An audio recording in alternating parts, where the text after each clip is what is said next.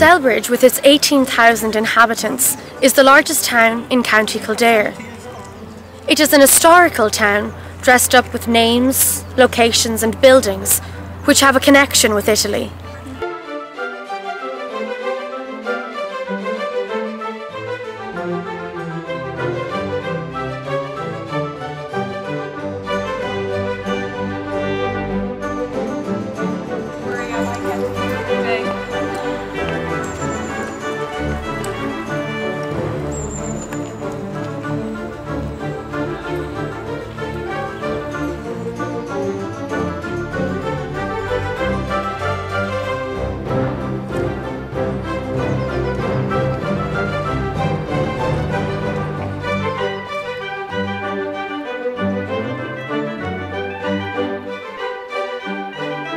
We are standing on the grounds of 18th century Castletown House.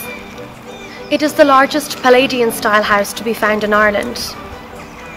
And what is important from an Italian point of view is that it was designed by famous architect Alessandro Galilei. Here is the majestic house with its two perfectly symmetrical colonnades, one on each side, posed to welcome you in a friendly embrace. We have the pleasure of meeting Linda, who will guide us through the house today. So when exactly was this house built and for whom? So it was built in 1722 and for an Irishman, a commoner, William Connolly, who was Speaker of the Irish House of Commons, and here we have him beside us. He was a self-made man, but he didn't live long enough to finish the house, and so it was finished by his great-nephew, but especially his wife, Lady Louisa Lennox, who married Tom. And she put her stamp very much at Castletown. So it stayed in the hands of the family right until the 1960s, when it was bought by Desmond Guinness, and it became the headquarters of the Irish Georgian Society. Desmond is our knight in shining armour here. Now the house is in the hands of the state, and it is the Office of Public Works which looks after it. And there are an awful lot of rooms in this house. Yes, many rooms, but of course some are more significant than others. For instance, we have the print room, the red drawing room, the green drawing room, the dining room, the long gallery. They are probably the most important of the rooms. And the print room, that sounds very interesting. What was its function? The print room was the hobby, you might say, of Lady Louisa. It was very much the fashion in the mid-18th century for the lady in the grand house to have a print room. Go and have a look at it now, if you wish. Yes, that would be wonderful. So here we are in Lady Louisa's print room. And as I mentioned, these are all copies of paintings. They were called engravings. And for instance, what did Lady Louisa collect? Well, she was very close to her sisters, and we see her younger sister here, Sarah. They were raised together here in Ireland. Her great-grandfather, these are the children of King Charles I. He was King Charles II. Lady Louisa loved the theatre. Her favourite actor, the great English actor David Garrick, and Sarah Sybil's a well-known actress of that time. Musical instruments, because music has always been a feature of Castletown. The English Prime Minister, William Pitt, because she had a great interest in politics, but he was a bit of a poster boy too, so everybody had to have a copy of him. So that will give you a sense of her room, and it's also important to know that she did the work here herself, we believe. A servant may have done the very last of raising the sheets of paper with the prints up onto the walls, but this is very much Lady Louisa's work. So this was her self-crafted memory room? Yes, you could say that. So this is the green room, the main reception room, Jana. We're opposite the entrance hall, and so visitors will be brought in here to be seated and to be greeted by the family. The silk has been replaced in the 1980s. There was actually nothing left on the walls here, but it has been modelled on snippets of silk found in the room and also on silks of that period. So we believe it's quite close to what might have been Lady Louisa's original 18th century silk. Now, all of the furniture was sold in this house when the house was sold, and we've only some of the originals. And this is one of the earliest pieces of furniture, a Charles Clay clock. Charles Clay being one of the greatest clockmakers at that time in England, and it remains with the family. We had it restored a number of years ago, only to find that the mechanism is 19th century. But it's a stunning clock. It is rather, yes. And of course, again, it shows the wealth of Speaker William Connolly in that we believe 3 of them were made and the other 2 for the British and the French royal families. The Red Drawing Room, again, it was a very important reception room in the 18th century.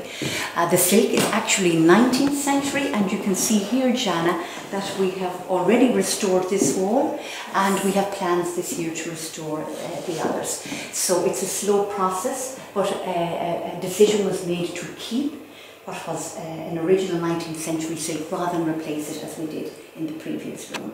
So you see some of the original furniture here. Again, an early 18th century cabinet that was commissioned by the Speaker's wife Catherine for a grandniece.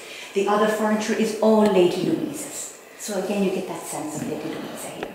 And as you said in the green room, it was a greeting room for Yes. when their guests would come. Yes. Can you tell me, is there a difference between the green room and the red room? The red room is where they would come after dinner. It was Okay. the drawing room to which they withdrew after dinner, where the green room was very much a reception room. So maybe enjoyed a cup of tea here by the fire. Exactly. Okay, exactly. perfect. Yes. This is such a spectacular room, Linda. Can you tell me, what was this used for? Well, you might say this, the Long Gallery, was Lady Louise's pièce de résistance, a very modern idea that she intended as a picture gallery initially by the Speaker, but she decided when she did this room in the 1770s, it was perfect for what we would call today a modern living room. She entertained her friends here. They ate, they read, they played billiards, they had music, they had theatre. She tells us that even Tom, her beloved Tom, took his exercise here when he was recuperating from the flu. So a multi-purpose room of pleasure, decorated in the Pompeian manner after the excavations of Pompeii and Herculaneum. Such stunning chandeliers and bursts of colour. They are remarkable, aren't they? Italian, 18th century Murano, and they were commissioned by Lady Louisa to finish this wonderful room. Unfortunately, we don't know what she paid for them. They've been restored just about 6 years ago, and I'm sure they are quite priceless. But we rather love them, and we feel they're very befitting of this beautiful room, where we now hold concerts and recitals in the summer months. So this is the room's current function? Yes. Yes, it is rather lovely. And this was again Lady Louise's creation, because we believe it was a bedroom suite when the house was first built, and that she created the grand dining room that had just become fashionable when she arrived at Castletown. And did the family eat here 3 times a day, or was it just for special banquets? No, they would have dined here. Whether they would have had breakfast, it may have been a smaller room, but they would have dined here certainly in the evening with their guests. And of course the food would be heated in the little room next door, because the kitchens are over on the west wing, as was the layout in the Palladian style house. So family was very important. It would have been very family orientated, that they ate together and maybe talked about their day. Very much so. Louisa, though she sadly had no children of her own, her sisters were very close to her. One lived just across the fields, another later moved to Salbridge, and they would have entertained them often here. But they also entertained Tom's business and political associates here. It was a very important house in Ireland at that time. And may I ask you, Linda, is this house haunted? Well, it's funny that you ask me that. I can't say for definite that it's haunted. However, the devil is reputed to have visited here back in the 18th century. The story tells us that Tom, the Speaker's great nephew, Lady Louisa's husband, was a great huntsman, and he was hunting as usual one day when he was joined by a stranger who challenged him to a race which he, the stranger, won, and so Tom invited him back to Castletown for dinner afterwards.